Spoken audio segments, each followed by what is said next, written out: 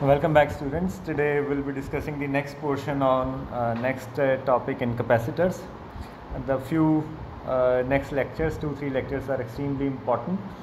They are important from competition point of view. For as far as the board exam point of view is concerned, they are generally not asked in that. These are a little important topics, little advanced topics, I should say. Let's start with the first simple portion. What is the electrostatic energy stored in a capacitor?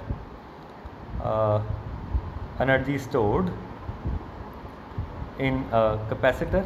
This is simpler portion, but we need this result in the coming topics. That's why I want to solve it right now. Let's say I've got a charge, a capacitor, and it has already got some voltage V, and I want to send some charge dq further on it, and how much work I will have to do. dW will obviously be equal to, I know it is equal to V dq, and V is equal to Q by C into dq. So total work done would be by integration from 0 to Q by C dq, and this is equal to Q square by 2C. So this is the potential energy stored in a capacitor, which is basically equal to work done. This is a simple expression, but you can further simplify it. You know that Q is equal to C into V. So this also becomes equal to C square V square divided by 2C. That means this is equal to half CV square. So potential energy of a capacitor can also be written as half CV square, and further potential energy, this C into V, can be written as C into V, and this C into V can be written as Q. So this is half Q into V. So there are three expressions, basically same, just written in different way. These are expressions for potential energy of potential energy stored in a capacitor, or you may also call that electrostatic potential energy. Now there is very important topic related to this. What will happen if I insert a dielectric inside the capacitor? What will happen to its charge, its potential energy, and electric field through it? Let's solve it out. What will happen? There are two basic cases, and there are numerous number of multiple choice questions based on this thing. I'll explain that. जो मैं हुने table बनावांगा, एक table दी basis पे tens of questions can be solved. Let's see what we want to do. We are introducing a dielectric into a capacitor. Now there are basically two cases for this. The one case is that whether when we are inducing this dielectric slab into the capacitor, is it disconnected from the battery or is it still connected with the battery? When it is still connected with the battery, in that case the potential across capacitor will remain same. That means even if potential drops, more charge will flow to the capacitor to make the total potential remaining, keeping it constant.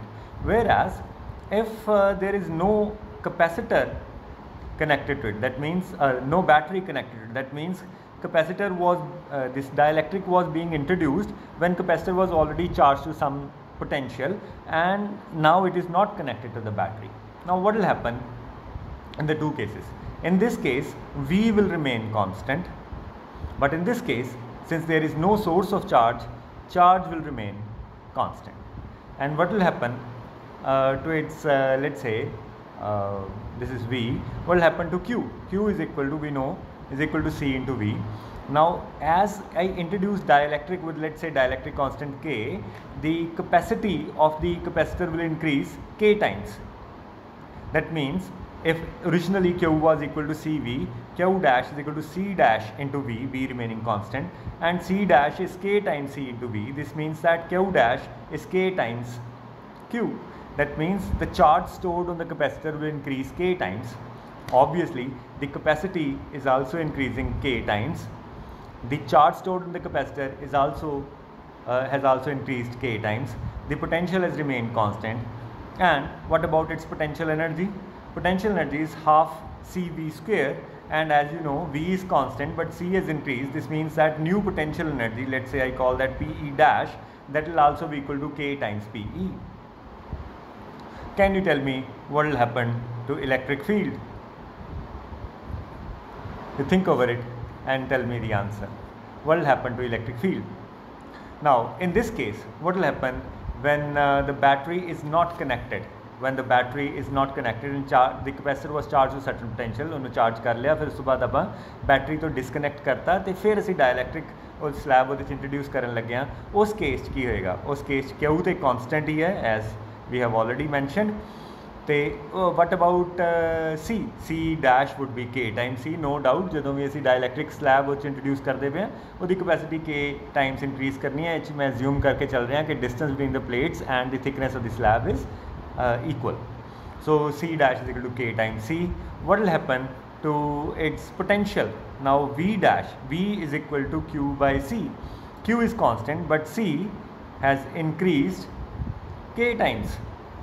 That means V dash, this implies V dash is V by K. The potential will decrease by K times when you introduce a dielectric into between the plates of the capacitor. What about the potential energy? What about potential energy? Again, potential energies, now you can use this formula Q square by 2C, because Q is constant, so it is easy to determine what will happen when you introduce this dielectric, because Q is not changing, only C is changing. C has increased, that means potential energy PE dash is potential energy, original potential energy divided by K. So potential energy has gone down, potential energy has gone down K times. And as an assignment, I am keeping the question of electric field pending for you. So this is a very, very simple but very important topic, and there are numerous number of questions based on this. Now a very similar version of it is also there, when what is said that okay, capacitor has been charged to some potential, and again two cases, when it is connected to battery and when it is not connected to battery, charged to certain potential, and now its plates are moved away from each other or moved towards each other. If plates are moved away from each other, what will happen? I know the capacity is epsilon naught A by D.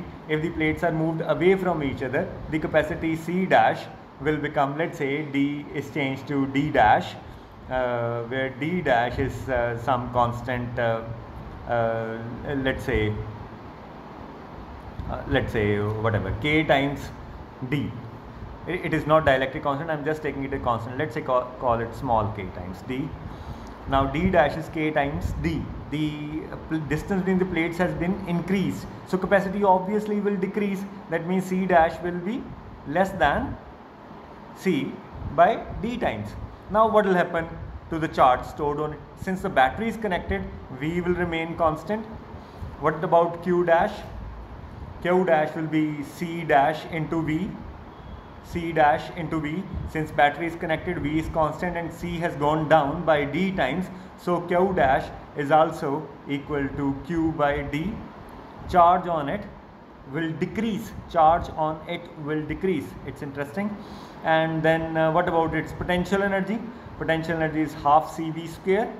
V is constant, C has gone down, so potential energy dash will be equal to potential energy divided by D. And similarly you can do this. In this case Q will be constant, so if Q is constant, Q is equal to C into V.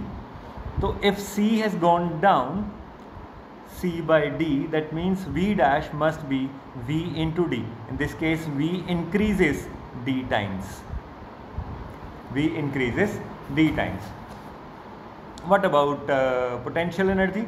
Potential energy is Q square by 2C. Q is constant, C has gone down, C has gone down D times, but C is in denominator, that D will come up there. So potential energy dash would be D times the original potential energy. Oh sorry, K times the original potential energy. This means that the potential energy has increased, and in this case the potential energy has decreased. Think about the physical aspects of it. Why this has happened and where this extra energy is gone. Basically in this, as you move these plates away from each other, the capacity of the capacitor decreased. That means if it was holding some charge, now it cannot hold that much charge, so some extra charge went out back to the battery. So this resulted in the production of some heat, and the total potential energy stored by the capacitor decreased by a certain factor. What about this? There was total charge was constant, so it couldn't have gone away from each other, but potential has decreased, and we know that the potential is basically potential energy per unit charge, and if potential has gone down, potential has increased d times, so the potential energy must also have increased that much in same proportion. These are, if you practice these questions, there are so many multiple choice questions based on these that it would be interesting to solve that. And next two lectures are extremely important. Let's concentrate on that now. Thank you.